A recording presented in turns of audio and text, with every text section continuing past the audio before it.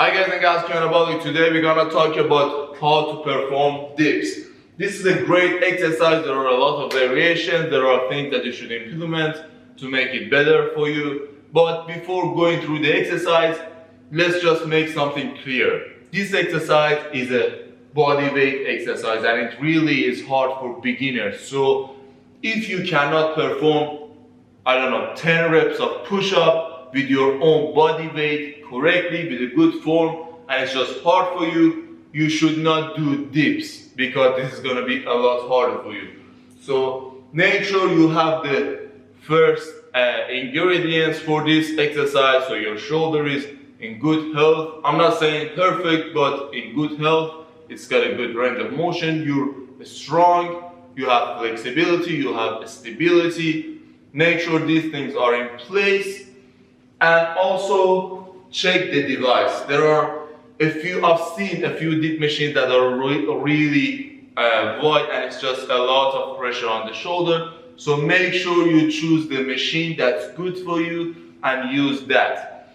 Now, without further ado, I'm just gonna first perform the exercise and tell you what the variations are. I'm gonna perform it from both sides.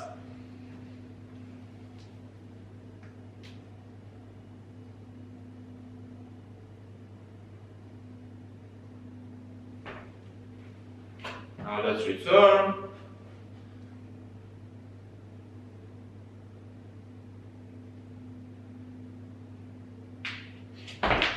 Good. Now, like always, I come from the toes all the way up, go through the neck and head. The reason that I put my knee forward, because the feet is alright, it's just, there is nothing to it. But I put my knee forward. The reason is, when you put the leg back, the stability first of all is going to be harder for you. The reason is you're not engaging the ab. And I find it that majority of people, when they put the leg back, they just become straight, and when you're straight, the range of motion is going to be a little bit harder for you. So if I do the exercise like this, it's just a little bit harder on my shoulder, but if I just lean down and do the exercise, it's a little bit easier for my shoulders. So especially people who have problem with their shoulder, let's just put the hip back. So the way you should put the hip back is by letting the knee come forward, because if you bring the knee back, you cannot push the hip back. It's just simple physics. So push the knee forward, hip back. That's gonna make you come a little bit forward and you're gonna target the chest more. But if your main focus is tricep, first of all, this exercise is not that good with your shoulder. So make sure if you're doing it, focus on the tricep. Of course, bring the knee a little bit back, but do not go all the way down. Again, let me show you.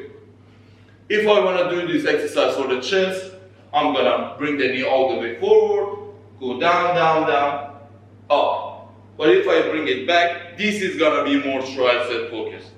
I come down, this is enough for me.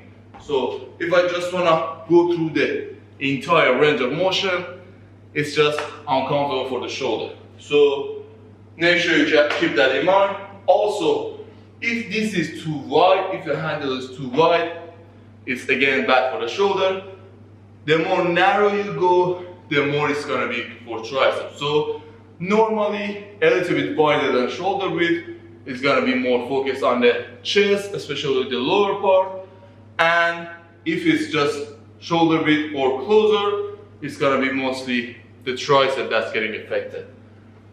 Now, we talked about the hip as well. Of course, you're gonna engage the core. So by engaging the core, you're just managing the stability. Let's come a little bit higher. Let's talk about the chest itself.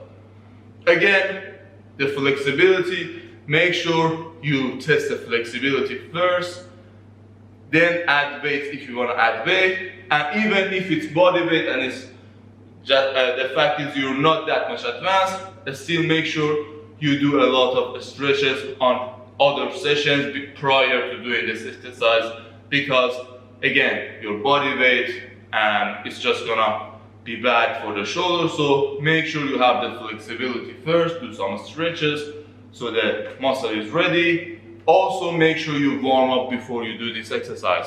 Although a lot of people do this exercise the first thing they come to the gym because this is hard, it's alright, but make sure you warm up the joint. So make sure the joint is good, make sure the chest is stretched a little bit. I'm not talking about the static stretching, a little bit of dynamic stretching, just moving around so the muscle is ready for this exercise.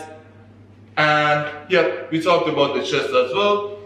The shoulder. Now, like all the other chest exercises, it's better to just keep the shoulder and just move the arm.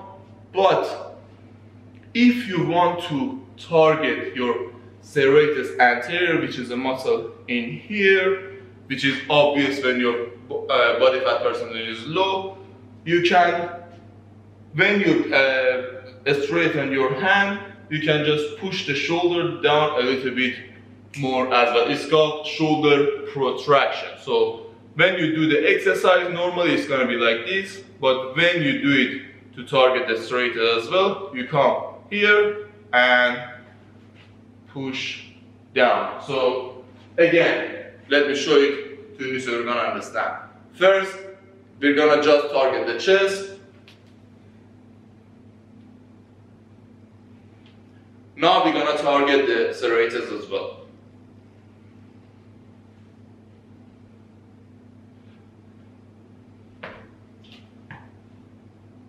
So we talked about the chest, we talked about the serratus. The shoulder is gonna, of course, be affected because it's mainly categorized as a push muscle. So when you push something, you're gonna use the front delt and also the side delt a little bit as well. So it's gonna be engaged. The more you lean forward, the more you're gonna engage it. And the tricep, of course, is getting engaged. But let's talk about the elbow. Again, if you're not that advanced, make sure you do not go that much straight. Now, the people who know how to play with their body in the air know when it's just too much fast or they can control the speed. But if you are not that much advanced, make sure when you do the exercise, it's slow and do not come all the way up for contraction, because I've seen people who just speed it up fast and it's just a lot of pressure on the elbow and overall it's not good. Now, the handles.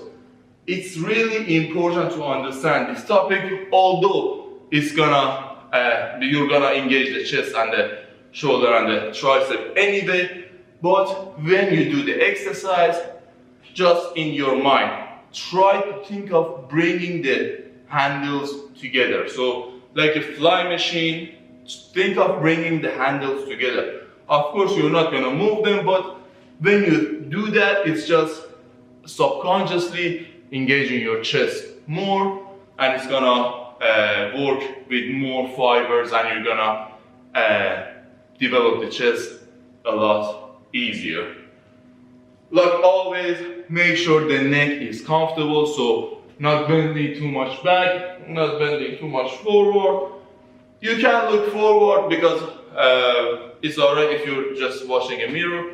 It's alright, you're not gonna be that much bent, but still, make sure you avoid things like this. So when you do the exercise, if you're just lean, do not bring it all the way back or too much down.